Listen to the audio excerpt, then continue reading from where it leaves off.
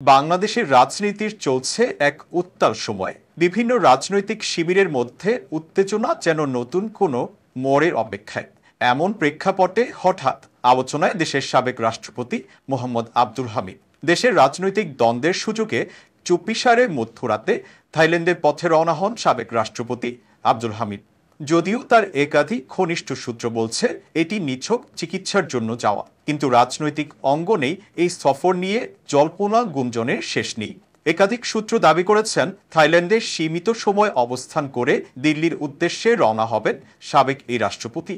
সেখানে সাবেক প্রধানমন্ত্রী শেখ হাসিনার সঙ্গে তার একটি ব্যক্তিগত সাক্ষাৎ হতে পারে। এছাড়া ভারতের উচ্চ পর্যায়ের কূটনৈতিকদের সঙ্গেও বৈঠকের খবর শোনা যাচ্ছে। খবরটা একেবারেই উড়িয়ে দেওয়া যায় না। কারণটা হলো আব্দুল হামিদ কেবল একজন সাবেক রাষ্ট্রপতি নন, তিনি এখনও কূটনৈতিক মর্যাদাপ্রাপ্ত ভিভিআইপি। তার যে কোনো বিদেশ যাত্রা মানেই বিশেষ পর্যবেক্ষণ, বিশেষ প্রোটোকল। তাই স্বাভাবিকভাবেই প্রশ্ন উঠেছে তিনি কোথায় যাচ্ছেন, কেন যাচ্ছেন। বিমানবন্দরে ইমিগ্রেশন শেষে কোনো বাধা ছাড়াই তিনি কি করে দেশ ত্যাগ করলেন এবং তাকে এ কাজে কারা সহযোগিতা ও সুযোগ করে দিয়েছেন তা নিয়েও প্রশ্ন উঠেছে। অন্তর্বর্তীকালীন সরকার দায়িত্ব নেয়ার পর ফ্যাসিস্ট শেখ হাসিনা সহ সবার কূটনৈতিক পাসপোর্ট বাতিল করা হলেও আব্দুল হামিদ কোন ইখতিয়ারে সেই পাসপোর্ট ব্যবহারের সুযোগ পেলেন সেটা নিয়েও প্রশ্ন উঠেছে। অনুসন্ধানে জানা গেছে সরকারের সর্বোচ্চ মহলকে অন্ধকারে রেখে সাবেক রাষ্ট্রপতি আব্দুল হামিদকে বিদেশে যেতে দেওয়া হয়েছে। পুলিশের বিশেষ শাখার এসপি প্রধান এই ব্যাপারে অবহিত হওয়ার সত্ত্বেও তিনি পুলিশের আইজি কিংবা স্বরাষ্ট্র মন্ত্রণালয়ের উপদেষ্টাকে কিছুই জানাননি।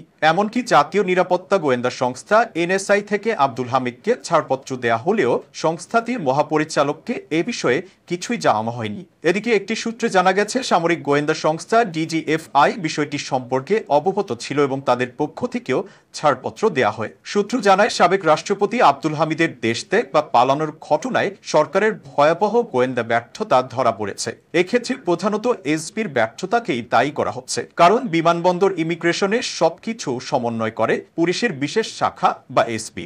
ইমিগ্রেশন সম্পূর্ণরূপে এসপির অধীনে। এসপি প্রধান নিজে জানা সত্ত্বেও বিষয়টি কেন আইজিপি কিংবা স্বরাষ্ট্র উপদেষ্টাদের জানাননি তা খতিয়ে দেখা হচ্ছে।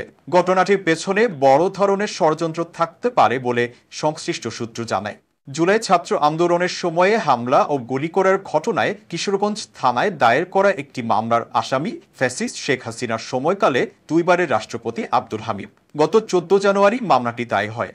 মামলায় শেখ হাসিনা ও তার বোন শেখ রেহানা, ছেলে সজীব ওয়াজেদ জয় ও মেয়ে সাইমা ওয়াজেদ সহ 124 জনকে আসামি করা হয়। এরকম একটি খুনের মামলার আসামি হয়েও আব্দুল হামিদ কিভাবে বিমানবন্দর দিয়ে ইমিগ্রেশন করে বিদেশে গেলেন তার সরকারকে বিব্রতকর অবস্থায় ফেলে দিয়েছে।